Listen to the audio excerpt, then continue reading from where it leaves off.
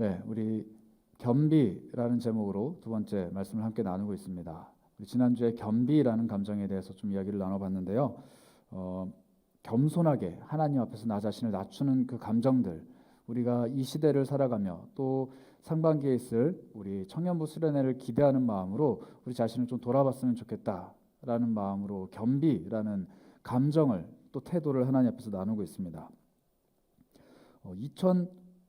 2005년도로 기억을 하는데 제가 단기 선교를 다녀왔어요. 단기 선교를 인도로 제가 다녀왔는데 다녀오고 나서 별명이 하나 생겼습니다.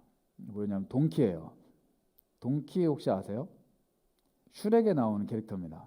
그 당나귀 캐릭터인데 그 동키라는 캐릭터가 일단 말이 굉장히 많아요. 말을 끊임없이 계속하는 캐릭터고 고집이 굉장히 세고 뭐 그런 캐릭터였습니다. 아마 단기 선교를 가서 제가 2주 동안 우리 팀원들한테 계속 이렇게 분위기를 업하려고 계속 말을 많이 했었어요. 왜냐하면 인도라는 데가 굉장히 험하고 덥고 막 하여튼 되게 지쳐 있는 그런 단기 선교 기간이었기 때문에 제가 막 분위기를 이렇게 해보려고 막 이렇게 했던 그 모습이 동키 같았나 봐요. 그래서 동키라는 별명이 있었습니다. 근데 저는 그런 줄 알았는데 얼마 뒤에 이제 저를 이제 그 단기 선교 팀이 계속 동키 이렇게 부르다가 얘가 왜 동키야라고 이렇게 다른 선교를 안 간 친구들이 물어보니까 전 당연히 제가 말이 많아서 그런 줄 알았는데 이 얼굴 생긴 게 당나귀처럼 생겼어 이렇게 얘기하는 거예요. 그래서 제가 되게 충격을 받았던 경험이 있습니다.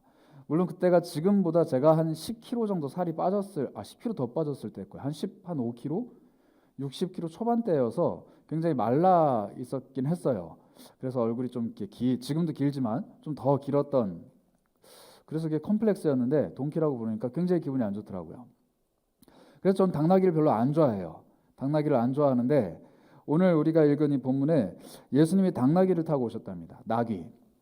그래서 참 궁금했어요. 왜 예수님은 나귀를 타고 이렇게 예루살렘으로 들어가셨을까? 특히 왕이 되시기 위하여, 사실 십자가에 달리시기 위해서 들어가신 거지만 사람들은 왕이 되시기 위하여 예루살렘으로 들어오시는구나 이렇게 맞이하고 있는 그 예루살렘 입성의 아주 영광스러운 그 장면에 왜 예수님은 나귀를 타셨을까? 그래서 제가 나귀에 대해서 좀 찾아봤습니다. 일단 구글에서 이미지도 찾아보고 뭐 네이버에서 찾아봤는데 구글 이미지를 찾아보니까 제가 한 가지 흥미로운 사실을 발견했어요. 첫 번째는 저랑 안 닮았어요. 이게 사실 제일 흥미로운 건 아니고, 두 번째는 뭐냐면 생각보다 작아요. 나귀라는 동물이 제가 찾아보니까 제가 이렇게 서 있으면은 나귀가 다 커도 한 요 정도 높이에요. 그리고 이렇게 말처럼 생겼는데 귀여워요.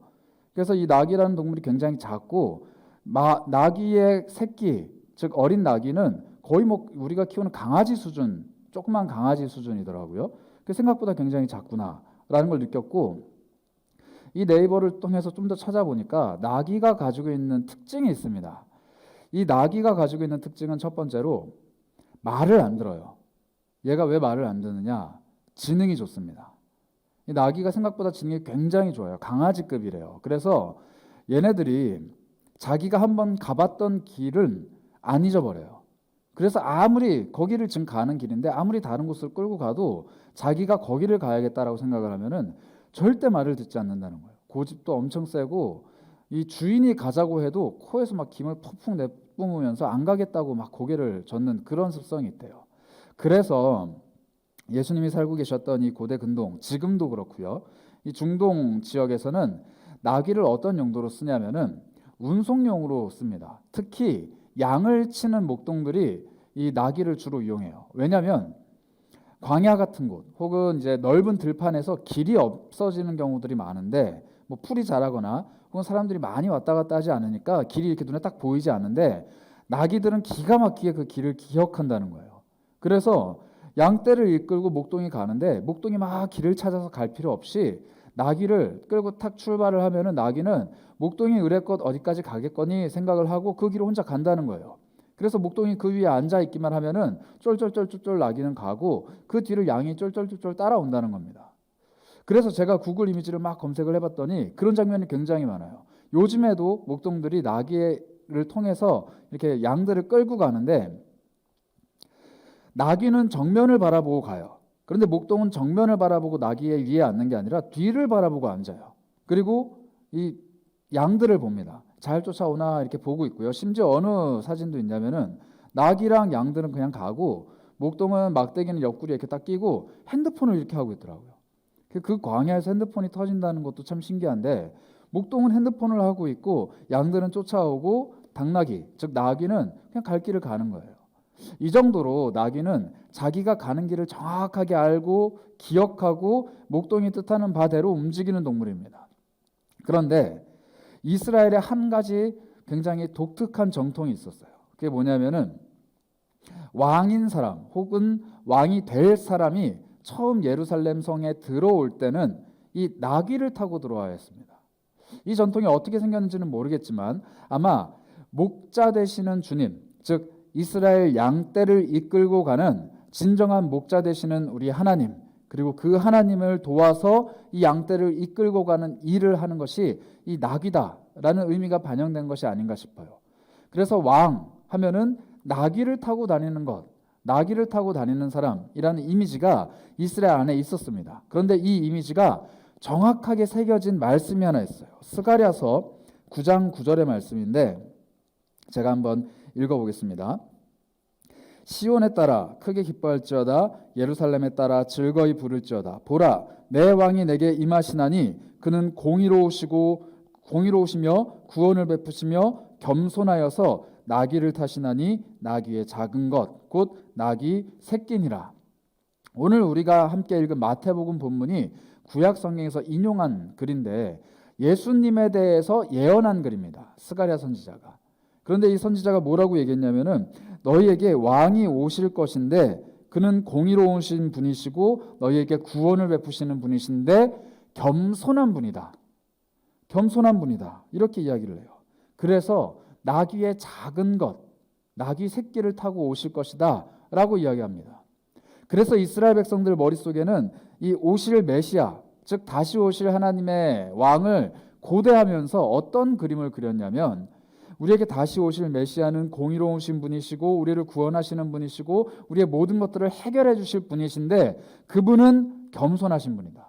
그리고 그분은 왕답게 나귀를 타고 예루살렘에 올라오실 것이다 라는 환상이 있었어요. 그 꿈이 있었습니다. 이거는 하나님의 약속이었어요. 그래서 기다리는 거예요. 이 로마 제국의 압제 속에서 메시아를 기다릴 때 예수님을 바라보면서 끊임없이 질문하며 기다립니다. 예수님이 지금 죽은 사람도 살리고 물 위도 걸어다니고 막 5천 명도 먹이고 수많은 기적들을 행하신다고 하는데 이분이 단순히 하나님이 보내신 선지자냐 아니면 우리를 구원하실 공의로운 왕이냐라는 이 갈림길에 서 있었거든요. 이것을 확실하게 알 수 있는 길이 바로 나귀를 타고 올라오시는 거였습니다.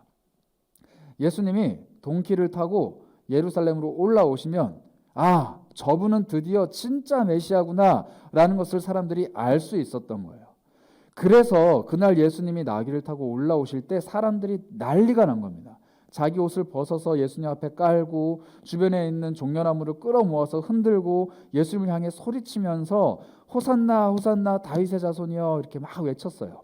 사람들이 열광을 하게 된 이유, 그분이 바로 나귀를 타고 오셨다라는 겁니다.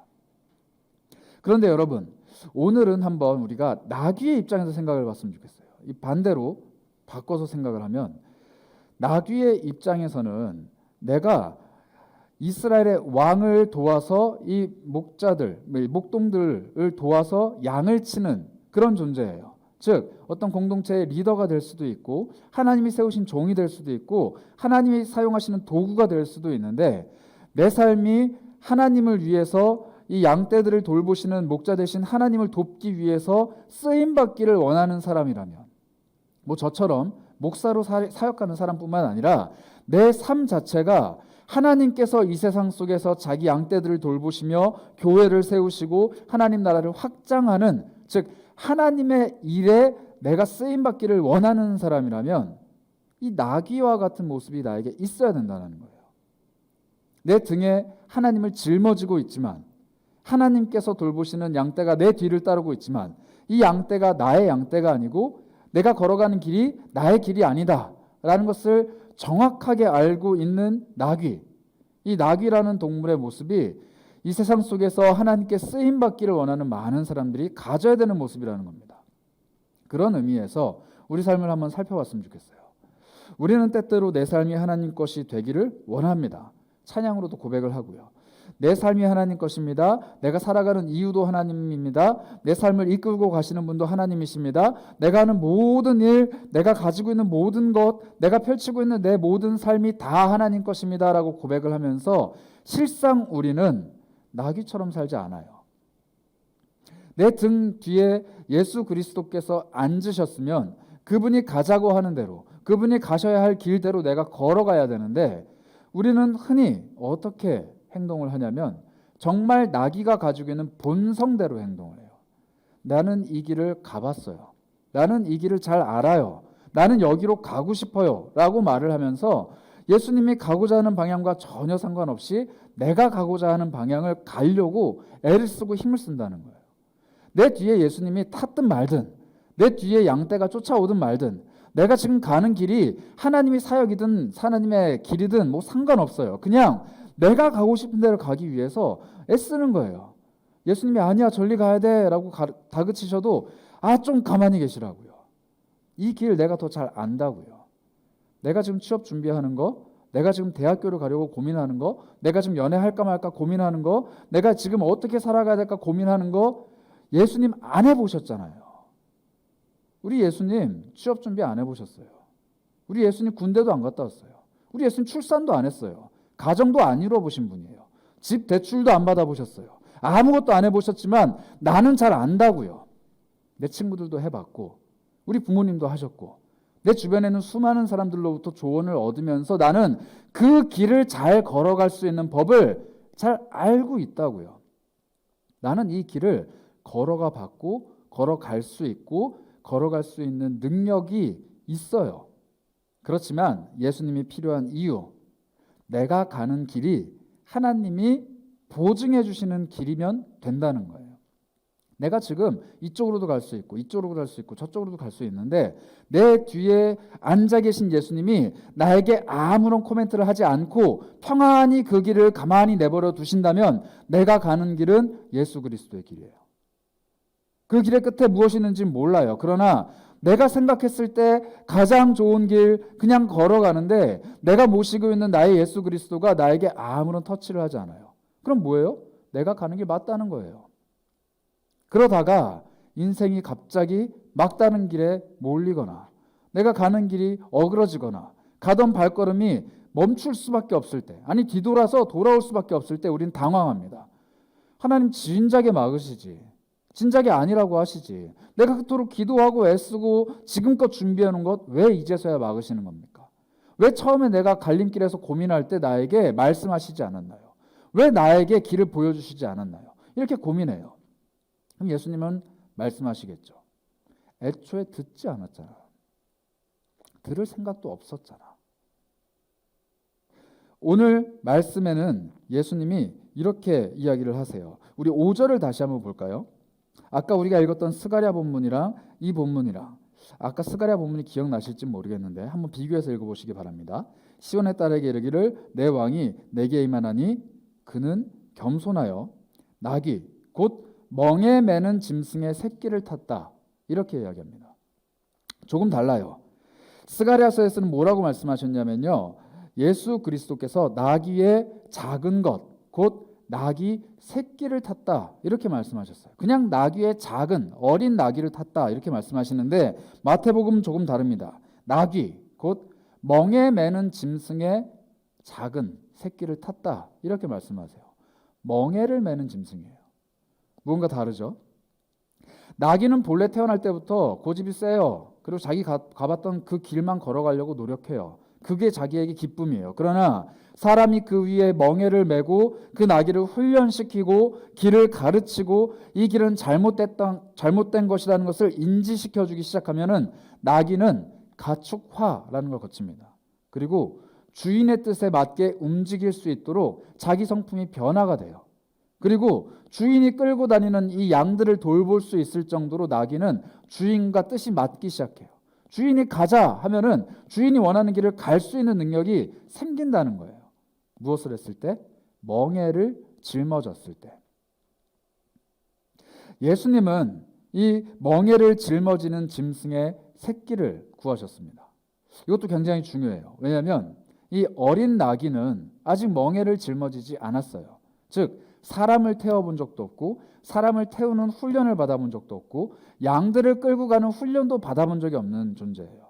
그리고 아까 잠깐 말씀드렸다시피 이 나귀는 작아요. 사람이 탈 수 없는 나귀예요. 너무 작은 나귀. 사람이 그 위에 성인 남자가 올라서면은 얘는 주저앉아요. 그런데 예수님이 그 나귀의 새끼를 찾으셨어요. 성경의 다른 본문들, 다른 복음서들을 보면은 이 나귀 새끼를 끌고 가니까 아마도 이 나귀 어미가 쫓아온 것 같아요.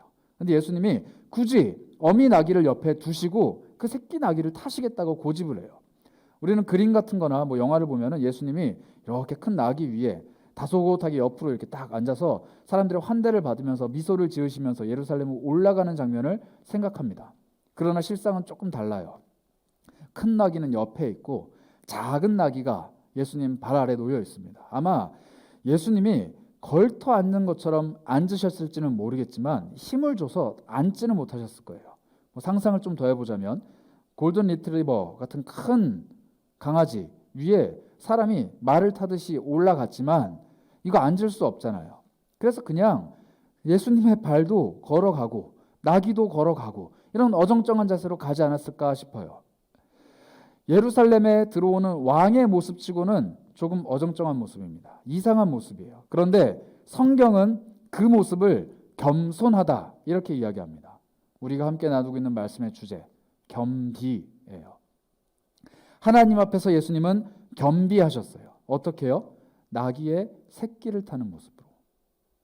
이스라엘의 왕들은 하나님 목자 되신 하나님의 어린 양들을 끌고 가는 사람답게 나귀를 타고 들어왔습니다. 그러나 그 왕들의 모습보다도 더 겸손하게 예수님은 나귀의 새끼 위에 어정쩡하게 얹어서 그냥 오신 거예요. 이 모습을 우리 성경은 예수님의 겸손이다 이렇게 이야기합니다. 우리 한번 예수님의 입장이 되어서 한번 생각을 해봅시다. 물론 예수님은 하나님이시지만 우리에게 본을 보여주기 위해서 이 땅에 오신 분이잖아요. 하나님의 뜻을 이루어가기 위해서 지금 예루살렘에 들어가세요. 십자가를 짊어지러 들어가시는 거예요. 하나님의 뜻이 무엇인지 정확하게 아시는 분입니다. 그런데 이분이 예루살렘으로 들어갈 때 사람들이 환호해요. 정말 좋아해요. 예수님을 향해서 온 천하가 마음이 기울었다라고 대제사장과 종교 지도자들이 고백을 할 정도로 봐라, 온 천하 사람들이 다 저 사람을 찬양하고 저 사람에게 마음이 기울었다. 이제 게임 끝났다. 저 사람이 예루살렘에 들어왔다. 이렇게 포기를 할 정도로. 그런데 예수님은 아셨어요. 지금 자기 앞에서 환호하고 있는 이 사람들이 불과 며칠 뒤가 되면은 가시 면류관과 온몸이 발가벗겨진 채로 묶여서 그 앞에 서 있는 예수님을 바라보면서 저 남자를 죽여라, 저 남자를 죽여라 환호성 칠 것이라는 것. 지금 호산나 다윗의 자손이여라고 외치는 그 군중들이 며칠 지나지 않아서 십자가에 달려있는 자기 모습을 바라보면서 침을 뱉고 조롱하고 욕하면서 머리를 흔들며 지나갈 것이라는 것을 예수님은 알고 계셨어요. 예수님은 눈앞의 사람들의 그 환호성 속에 흔들리지 않으셨습니다. 하나님의 뜻을 분명하게 알고 계신 분이기 때문에 자기가 타고 가는 이 나귀, 이것이 무엇이 의미하는지를 정확하게 알고 계셨지만 그것에 흔들리시지 않았어요. 예수님은 오로지 자신에게 주어진 하나님의 사명만 생각하셨던 분이에요. 우리가 나귀와 같은 존재, 그리고 예수님과 같은 존재가 되려면 한 가지 분명하게 알아야 되는 것이 있습니다. 예수님이 나의 길, 우리 하나님이 나의 길을 이끌고 가신다는 거예요. 나귀는 목동에게 훈련받은 대로, 그리고 목동이 가고자 하는 방향대로 걸어가는 존재예요. 예수님 또한 그 나귀처럼 하나님께서 끌고 가시고자 하는 대로, 그곳이 죽음일지라도 하나님이 끌고 가시고자 하는 대로 고스란히 걸어가신 분이에요. 그러니 우리도 우리의 삶이 하나님께 쓰임받기를 원한다. 내가 정말로 하나님께 뭔가를 해드리기를 원한다. 내 삶이 조금이라도 작은 부분이라도 하나님께서 아름답게 쓰시기를 원한다라는 사람이라면 하나님이 내 삶을 끌고 간다라는 것을 인정해야 됩니다. 성경은 이 모습을 겸손이라고 얘기해요. 우리가 흔히 하는 겸손은 뭐 잘했어요. 뭐 제가 뭘 잘했나요? 다 도와주신 덕분입니다. 상 받을 때도 하나님께 영광 돌립니다. 이게 겸손이 아니에요. 성경이 말하는 겸손은 뭐냐면 하나님께서 내 인생을 끌고 가신다라는 사실을 인정하는 거예요. 하나님께서 내 삶을 붙들고 가신다라는 것을 인정하는 거예요. 내가 알고 있는 길, 내가 갈 수 있는 길, 내가 할 수 있는 모든 것들이 그것보다 훨씬 더 나은 것들을 하나님께서 준비하고 계신다라는 사실을 알고 인정하고 그것에 순종하는 게 겸손이라는 겁니다. 하나님 앞에서의 겸손은 하나님의 것이 무조건 내가 갖고 있는 것보다 낫다라는 것을 인정하는 태도예요. 우리는 하나님 앞에서 겸손해야 되는데 겸손하지 못할 때가 많아요. 하나님, 내가 앞두고 있는 이 일 앞에서 내가 뭘 할 수 있습니까? 내가 뭘 할 수 있습니까? 아니요. 진짜 겸손한 태도는 하나님 뭘 하실 거예요? 라는 태도예요. 내가 100번 수고해도 하나님이 한 번 수고하시는 게 훨씬 더 효과적이에요. 내가 100번 노력을 해도 하나님이 한 번 말씀하시는 게 훨씬 더 효과적이에요. 문제뿐만이 아니에요. 내 삶도, 내 관계도, 내가 가지고 있는 모든 것도 내가 그것을 경영하고 이루어가고 일구어가기 위해서 열심히 애를 써도 하나님이 한 번 말씀만 하시면, 하나님이 한 번 손가락을 까딱하시면 내가 하는 것보다 훨씬 낫다라는 것을 깨달아야 돼요. 그리고 그것을 고백하고 인정을 해야 돼요. 이게 겸손이라는 거예요. 그런데 우리는 너무나도 쉽게 우리가 할 수 있다 생각을 해요. 왜냐하면 지금까지 우리가 해왔으니까. 학교 누가 다녔어요? 내가 열심히 다녔잖아요. 공부 누가 했어요? 내가 열심히 했어요. 취업도, 출산도, 군 생활도 다 내가 했어요. 내가 열심히 노력했고 지금까지 내 삶을 내가 일구어 왔고 지금까지 내가 걸어온 길, 그래 남들이 보기에는 막 뛰어간 것 같지 않고 한두 발자국 겨우겨우 뗀 것 같은 사회초년생일 수도 있고 새내기들일 수도 있고, 그렇지만 어쨌든 여기까지 오는 동안에 내가 들인 노력 아무도 몰라주지만 나는 알고 있어요. 그리고 그 노력 위에 하나님이 분명히 은혜를 베풀어 주셨을 거예요. 도움을 주셨을 거예요. 때때로 하나님이 인도해 가셨을 거예요. 그런데 그 모든 것들이 아무리 나에게 소중하다 할지라도 이것마저도 하나님 앞에서는 버리는 거예요. 하나님, 내가 노력한 거 사실 별거 없어요. 하나님이 하실 수 있는 게 더 커요. 내가 지금까지 여기까지 오기 위해서 노력한 것들 사실 별거 없어요. 하나님이 할 수 있는 게 훨씬 더 커요. 늘 이 자세로 하나님을 보는 삶. 이게 겸손입니다. 이스라엘 백성들은 그 겸손을 배워야만 했어요. 예수 그리스도께서 그 예루살렘으로 올라오시는 모습을 보면서.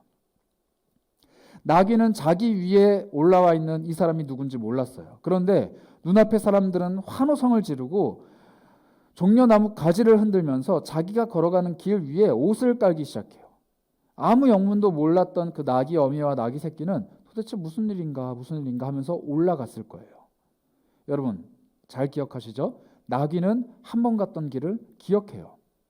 아마 그 나귀와 나귀 새끼는 나중에 먼 훗날 주인과 함께 또 그 예루살렘 길을 올라갔을지도 몰라요. 그런데 이때는 좀 달라요. 똑같이 등 뒤에 무언가가 짊어져 있고 똑같은 길을 걸어가는데 아무도 나에게 환호해 주지 않아요. 아무도 나에게 관심 갖지 않아요. 나는 나귀니까요. 그때 분명히 나에게 환호했는데 왜 지금은 아무도 나에게 박수 쳐주지 않는가? 그때 내 앞에 사람들이 옷을 벗어서 깔았는데 왜 지금 내 앞에는 사람들이 나를 비키려고 하지도 않을까? 왜 이럴까? 나귀는 생각했을지도 몰라요. 그러나 우리는 알아요. 나귀의 인생이 환호성 속에 있었다는 것, 나귀에게 박수를 보냈다는 것, 나귀가 예루살렘으로 올라갈 때 그에게 복되다, 호산나, 다윗의 자손이라고 외쳤던 모든 일은 그의 등 뒤에 예수님이 타셨기 때문이에요. 겸손한 자의 삶은 그런 거예요. 하나님께서 내 길을 인도하신다. 하나님이 나와 함께 하시는데 내가 가는 길을 보증해 주는 분이 하나님이 아니라 나를 끌고 가시는 분이 하나님이다 라는 것을 인정하는 겸손한 자에게는 하나님이 반드시 영광으로 갚아주십니다. 그러나 하나님 없이, 예수 그리스도의 인도 없이 내가 가고자 하는 길을 나의 욕심으로 걸어가는 자, 하나님이 반응하시지 않으세요. 반응하실 이유도 없고 반응하실 능력도 없으십니다. 왜냐하면 하나님은 자기를 찾는 자에게만 자기 능력을 발휘하시는 분이시기 때문이에요. 우리가 겸손해야 되는 이유 여기에 있습니다. 내 삶이 더 잘 되기 위해서 겸손하는 게 아니라 하나님께서 영광 받으시기 위해 나는 겸손해져야 돼요. 내가 나귀여야 하는 이유가 여기 있는 거예요. 예수 그리스도께서 영광을 받으시기 위해 나는 더 작고 더 모자라고 더 조그만 나귀가 되어야 해요. 나는 크고 위엄이 있고 갈기를 휘날리는 백마처럼 사람들이 보기에 그 위에 타고 있는 왕이 아니라 백마의 아름다움에 취해서 와 엄청난 명마다라고 탄식을 할 만큼 멋들어진 말이 되는 것이 중요한 게 아니라 사람들의 시선은 조금도 꽂히지 않는, 그러나 그 뒤에 계신 예수님께 모든 것이 집중되는 작은 나귀가 되어야 한다는 거예요. 내 인생의 주도권은 나에게 없어야 한다는 이야기입니다. 이렇게 예수님 앞에서 또 하나님 앞에서 훈련을 받으면서 살아가는 삶의 자세를 욥기는 이렇게 우리에게 표현을 합니다. 욥기 23장 8절부터 10절인데요. 제가 한번 읽어보겠습니다.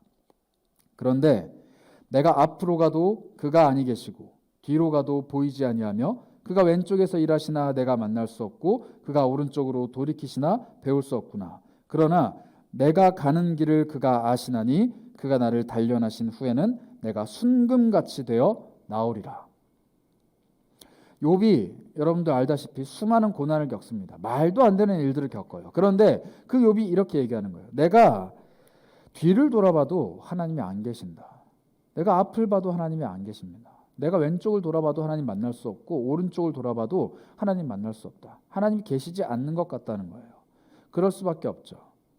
나귀의 앞에, 뒤에, 좌에, 우에 계신 분이 예수님이 아니라 나귀가 볼 수 없는 곳, 그의 등 뒤에 예수님이 서 계셨기 때문이에요.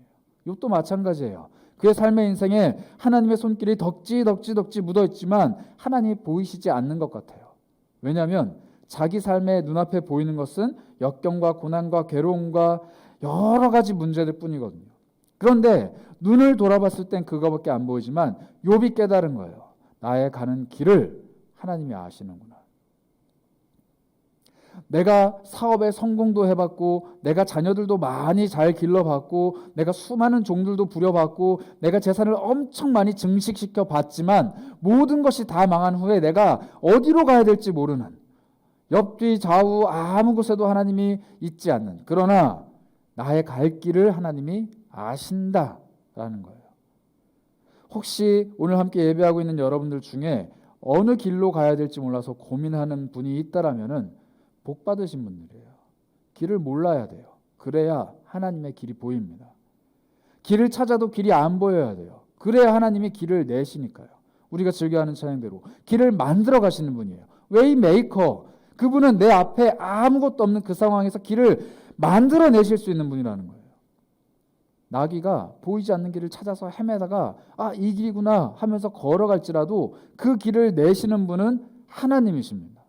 우리가 수많은 갈림길 중에서 고민하며 최선의 선택을 하고 최고의 준비를 하고 최고의 노력을 쏟는다고 할지라도 그 길을 열어주시는 분은 하나님이세요.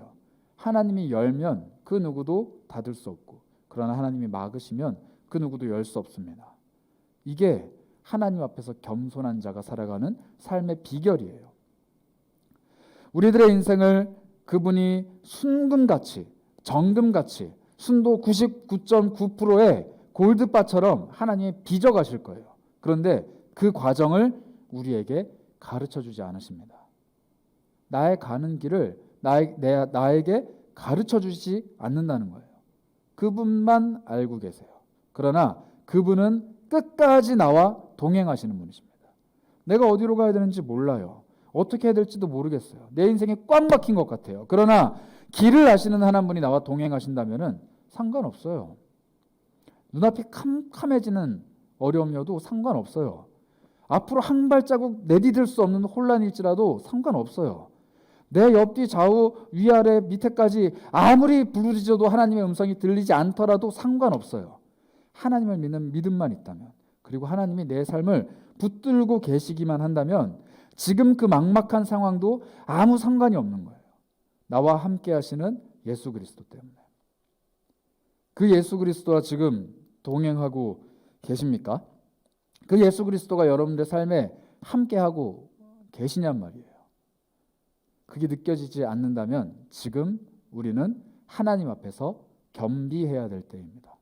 겸손하게 하나님 앞에 무릎 꿇고 고백해야 될 때예요. 하나님, 지금까지 내 삶을 내 방식대로 이어왔군요. 지금까지 내가 내 삶을 나만의 방식대로 개척해왔군요. 지금까지 내가 내 하고 싶은 대로 걸어왔군요. 그러나 걷다 보니 눈앞이 점점 어두워지고 있어요. 걷다 보니 탄탄대로인 줄 알았는데 길이 점점 안 보여요. 걷다 보니 내 주변에 아무도 없어요. 하나님, 어떻게 해야 돼요? 나에게 새로운 길, 그러나 새로운 길이 결국 하나님이 원하시는 그곳으로 걸어가는 가장 최선의 지름길이 될 수 있도록 길을 열어주세요. 혹시라도 지금 예수님이 원하시는 길을 알고 있지만 그 길이 아닌 곁길로 새서 방황하고 있는 분들이 계시다면, 내 마음이 아직도 신앙의 갈피를 잡지 못해서 하나님 앞에서 길을 찾지 못해서 저건 맞는 길인 건 알긴 아는데 그냥 내가 원하는 길에서 머물러서 그저 주저앉아서 고민하고 있는 분들이 계시다면 복 받은 거예요. 알고 있잖아요. 그곳으로 가세요. 가장 가깝게 달려가세요. 그곳에 서기만 한다면 예수님의 인도가 나와 함께 합니다. 내가 어디에 있든지 무엇을 하든지 하나님은 나와 동행하십니다. 내가 어디에 있든지 무엇을 하든지 하나님은 자신이 원하는 길로 나를 이끌고 가실 수 있는 능력이 있으신 분이에요. 내가 오른쪽으로 100m를 가더라도 다시 왼쪽으로 100m를 돌려서 정상적인 궤도로 올려놓을 수 있는 분이 하나님이시고, 내가 이 길을 걸어갈 수 있는 힘이 없다고 할지라도 나를 붙들어 세우시고 나에게 힘을 주시고 나를 단련하셔서 순금과 같이 정금과 같이 그 길을 잘 감당할 수 있도록 하시는 분도 하나님이세요. 그 모든 일을 하시는 기준, 겸손한 자에게 행하시는 분입니다. 우리 하나님 앞에서 더 겸손해지기를 원해요. 하나님, 내 인생의 주도권 하나님의 것입니다. 아니, 주도권이라는 단어도 어울리지 않습니다. 내 인생의 모든 것이 다 하나님 겁니다. 나는 아무것도 못합니다. 나는 그냥 들에 피어있는 작은 꽃과 같은 존재, 파도에 일렁이는 그냥 물방울 같은 존재, 그런 존재지만 하나님이 나를 이끌고 가시면 하나님의 도구, 하나님께 쓰임받는 사람입니다. 우리 그런 겸손한 자세를 갖는 저와 여러분, 우리 공동체가 되었으면 합니다. 우리 함께 찬양하실 건데요, 이 찬양의 고백은 이러합니다. 찬양이 참 진솔해요. 하나님 앞에 우리의 감정을 고스란히 내어드립니다. 우리 찬양 가사를 한번 살펴볼까요? 이 땅의 내 삶이 비록 버겁더라도 주님이 선하시기 때문에 나는 그저 믿음으로 걸어갑니다. 작은 자를 통해서 주님이 이루어 가시기 때문에 내 삶이 아무리 험해도 나는 감사로 살아갑니다. 우리 이런 고백, 우리가 가져야 되는 겸손의 자세, 당나귀 같은 자세, 아니 예수 그리스도께서 걸어가셨던 그 자세가 바로 우리의 삶을 대하는 태도입니다. 우리가 그 태도를 갖고 그렇게 겸손한 자로 하나님께 서기를 간절히 바라는 마음으로 함께 찬양하겠습니다.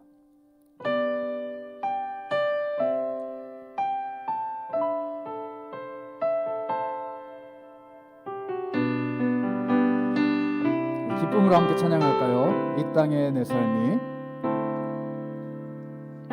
이 땅의 내 삶이 비록 버겁더라도 주님의 선하심 나 믿으며 가리. 이 작은 자통에 주가 이뤄가시니 감사로 사는 삶 나 살기 원하네. 내 삶의 시간 속에 주 일하시네. 내 모든 여정 속에 함께 하시네. 깊고도 크신 주의 영광을 나 보리라. 위대하신 주, 나는 주님께 속한 자 되어 주의 나라 위해 전심으로 살리라. 주의 말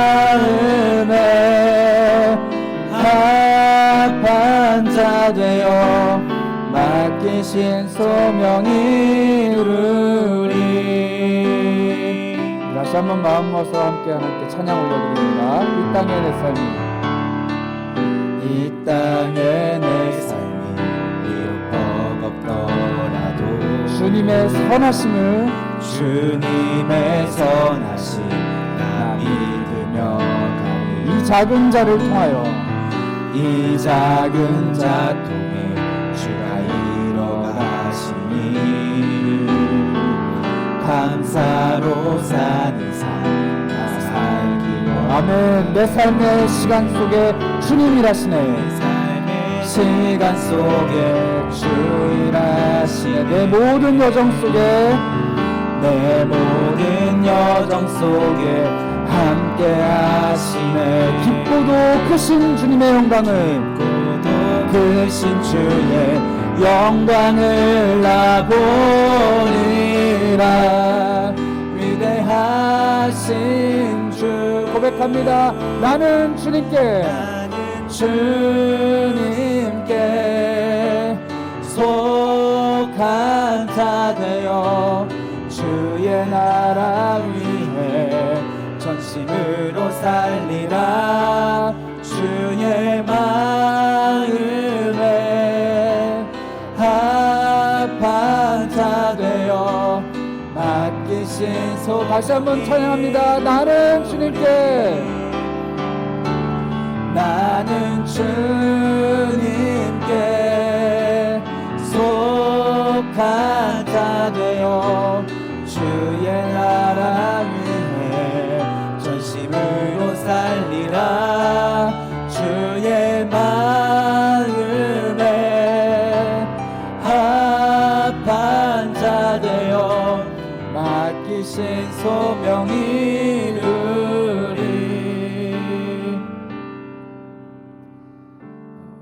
청년 공동체 여러분들께 제가 하나 고백할 게 있는데, 아마 저희 예배 안내 문구를 한번 받아보셨을 거예요. 그 문구에 제가 한 문장을 가지고 굉장히 고민했습니다. 온라인 예배로 전환이 됩니다. 다 온라인으로 참석해 주세요. 그런데 혹시라도 피치 못할 사정으로 현장에 와서 예배해야 될 지체가 있다라면은 언제든지 오십시오. 우리 방역 패스가 적용되는 우리 안전한 선 안에서 함께 예배할 수 있습니다. 그러나 되도록 온라인 예배를 권면합니다. 이렇게 제가 문구를 적으면서 지난주에는 그 고백을 했어요. 그 고민을 했어요. 올까 과연? 정말로 온라인으로 예배할 수 있지만 코로나가 참 많이 확산돼서 불안하지만 현장에 와서 예배하는 그 간절한 마음이 있어서 오는 청년들이 있을까라는 고민을 잠깐 했습니다. 한 5분? 제가 원래 고민을 길게 안 하는 타입인데 이 문구를 넣을까 말까 고민을 많이 했어요. 근데 지난주에 왔게요 안 왔게요? 왔어요. 한 명. 공지를 못 들은 한 명이 왔어요. 그래서 제가 물어봤어요. 왜 왔어? 그랬더니 공지 못 봤어요. 이러면서 가더라고요. 그래서 제가 그 친구를 보내면서 아유 그래 고맙다 하면서도 한편으로 마음이 굉장히 씁쓸했어요. 하나님, 우리 청년들을 만나서 제가 한번 물어보고 싶어요. 정말로 다른 예배하는 다른 공동체원들의 안전과 또 이 사회가 지금 너무 힘드니까 이 나의 작은 희생 하나가 우리 사회에 좀 도움이 됐으면 하는 바람으로 다들 집에서 불편하지만 온라인 예배 참석하고 있는 거겠죠? 이 마음이 들었어요.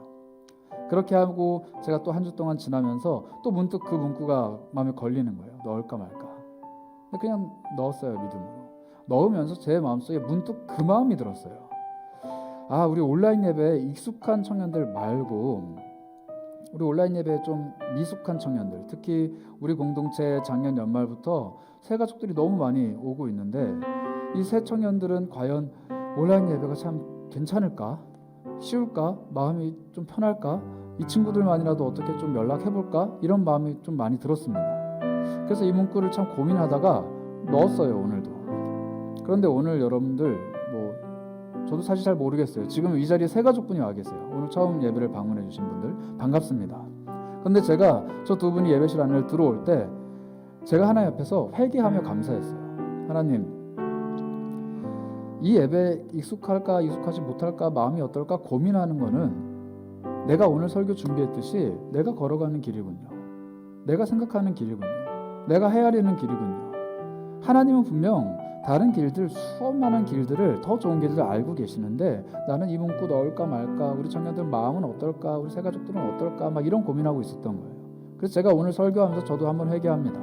하나님이 우리 공동체에 새 일을 행하고 계시는데, 하나님이 우리 공동체에 어디론가 이끌고 가고 계시는데, 제가 청년 리더들이나 우리 공동체원들이랑 수없이 반복했던 이야기가 바로 그거예요.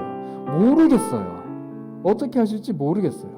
왜 자꾸 새가족을 우리에게 보내주시는지, 왜 자꾸 우리에게 예배의 기쁨들을 보내주시는지, 왜 이렇게 코로나가 심한데도 불구하고 자꾸 사람들이 몰려드는지 모르겠어요. 그런데 한 가지 확실한 건, 하나님이 우리한테 뭔가를 하실 때는 그냥 조용히 같이 걸어가자. 오늘 다시 한번 여러분들께 그 권면의 말씀을 드려요. 우리 공동체 하나님이 어디론가 끌고 가시고 계세요. 근데 어디로 가신지 저도 잘 모르겠어요. 왜 우리한테 새가족들을 자꾸 보내주시고 영혼을 향한 마음을 주시고 예배를 향한 갈망을 주시는지 모르겠어요. 그런데 끌고 가셔서 그곳에 우리를 풀어놓으셨을 때 우리가 해야 될 일이 반드시 있을 거예요. 그 길을 위해 함께 예배하며 함께 훈련 받으셨으면 좋겠어요. 여러분들의 삶도 마찬가지입니다. 여러분들의 삶 하나님이 어디론가 끌고 가고 계실 거예요. 어디로 가는지 모를 거예요. 왜 이 길이 나에게 열리는지, 왜 이 길은 나에게 닫히는지, 왜 내가 가고 싶은 길을 하나님이 막으시며 내가 가기 싫은 길은 하나님이 여시는지 모를 거예요. 그런데 그것만 아시면 돼요. 하나님이 끌고 가시는 데는 다 이유가 있어요. 그리고 그곳에 가면 기쁨이 있습니다. 오늘 그 믿음 가지고 우리 당나귀가 된 심정으로, 그리고 십자가를 향해 걸어가시는 예수 그리스도의 마음으로 함께 기도했으면 좋겠습니다. 예수님은 다 알고 계셨지만 순종하셨어요. 그분이 지금 나와 함께 계세요. 내 등 위에 올라타 계세요. 다 알고 계시는데도 순종하신 그분이 나와 함께라면 내가 몰라도 괜찮아요.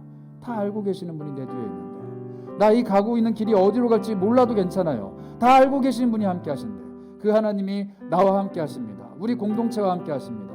우리 모두와 함께 하실 거예요. 이 시간 기도하실 때 믿음으로 담대하게 기도하기 원합니다. 하나님, 내 삶, 내가 가는 길 연약하고 보잘것없고 아무것도 없을지라도 그 작은 사람을 통해서 일하시는 하나님을 찬양합니다. 작은 어린 아기 한 마리를 하나님께서 영광스럽게 사용하셨듯이 내 작은 삶 또한 하나님께서 영광스럽게 사용하실 것 기대합니다. 그리고 우리 공동체, 우리 교회, 우리 예배 모임이 하나님 앞에 영광스럽게 사용될 것을 기대합니다. 우리가 다시 모여서 예배할 그때 기쁨으로 우리 삶에 일하신 하나님의 그 기쁨을 함께 노래했으면 좋겠습니다. 우리 이 마음으로 우리 삶을 하나님께 맡겨드리며 우리의 길을 하나님께 올려드리며 함께 기도하도록 하겠습니다. 함께 기도합니다. 하나님 아버지, 내 삶은 하나님의 것입니다. 나의 길 또한 하나님의 것입니다. 내 모든 것이 하나님의 것입니다.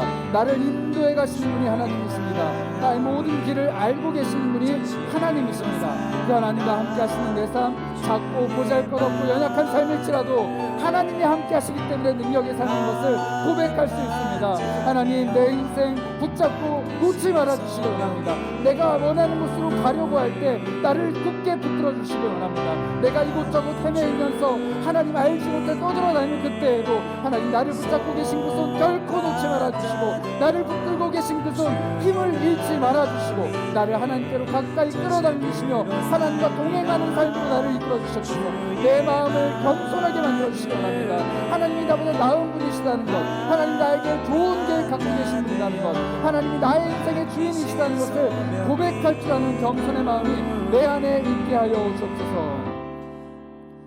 다시 한번 기도하실 때는 우리 겸손, 이 겸비라는 마음을 우리 마음속에 품을 수 있도록 기도하셨으면 좋겠어요. 하나님이 내가 계획하고 내가 알고 있고 내가 준비한 모든 것보다 훨씬 더 많은 것을 알고 계시고 훨씬 더 많은 것들을 꿈꾸고 계시며 훨씬 더 많은 것들을 준비하고 계십니다. 그 하나님을 내가 인정했으면 좋겠어요. 하나님, 내가 계획하고 꿈꾸는 것들 하나님 보시기에 참 어여쁘고 작은 몸짓이겠지만 내가 그것마저도 내려놓습니다. 하나님의 더 크고 더 놀라운 계획, 그리고 하나님의 더 크신 마음을 나에게 좀 부어주십시오. 내가 그것을 인정하길 원합니다. 내 모든 삶이 그것을 순종하길 원합니다. 내가 걸어가는 길이 하나님의 길이 되길 원합니다. 하나님, 나를 겸손한 사람, 겸비한 사람, 하나님 앞에 순종하는 사람으로 내 성품을, 내 생각을, 내 모든 삶의 방향을 전환시켜 주옵소서. 우리 그런 마음으로 하나님 앞에 함께 기도하도록 하겠습니다. 하나님, 내 삶에 하나님의 은혜를 베풀어 주시기 원합니다. 주님께 순종하는 마음, 겸비하는 마음, 겸손한 마음을 부어주시기 원합니다. 나는 나의 길을 알지 못합니다. 내가 걸어갈 길 모릅니다. 내 한 치 앞도 바라볼 수 없습니다. 내가 내디딜 수 있는 땅이 아무것도 없습니다. 내가 할 수 있는 것 없는 나는 무능력자입니다. 그러나 하나님, 이 무능력한 종을 주님께서 알고 계시오니 하나님의 손으로 나를 붙들어 주시고 나를 밀어주시고 나를 끌고 가주시고 나를 활동하게 하여 주옵소서.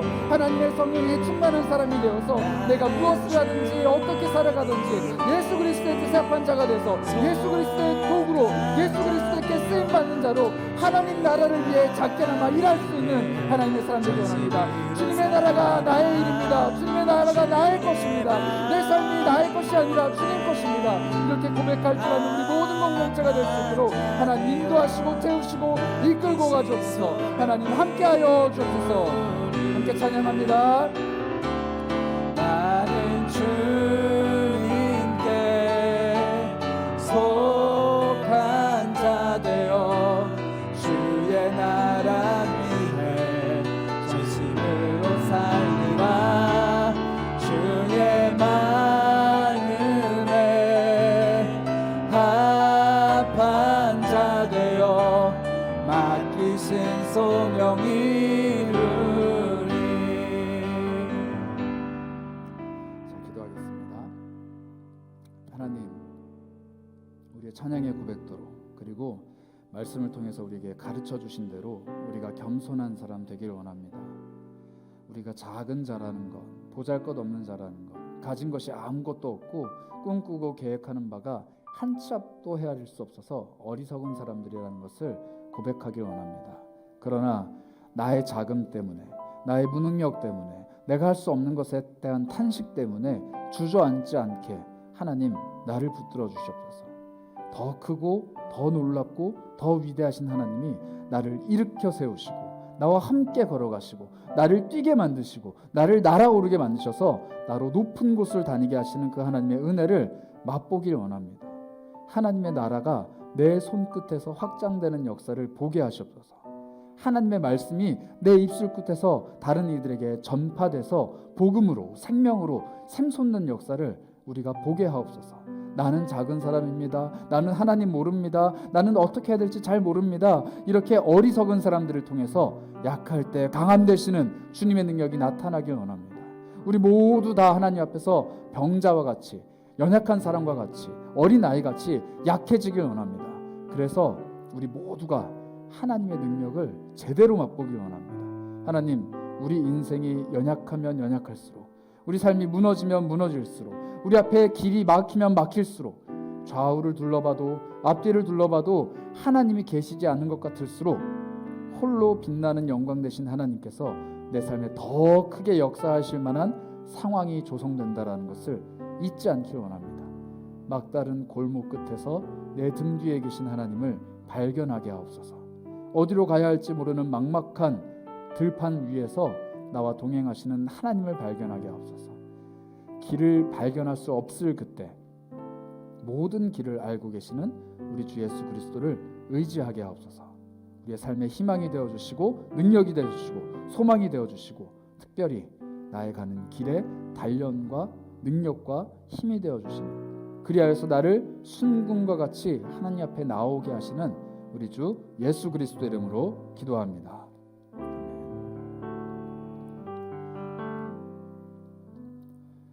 지금은 우리가 가는 모든 길을 함께 동행하시며 우리를 정금과 같이 단련시켜 주시는 우리 주 예수 그리스도의 크신 은혜와 하나님의 사랑과 성령의 교통하심이 주 앞에서 겸비한 사람, 겸손한 사람, 순종의 사람이 되기로 결심하며 돌아서는 사랑하는 고개 숙인 모든 지체들 머리 위에 지금부터 영원까지 함께 있을지어다.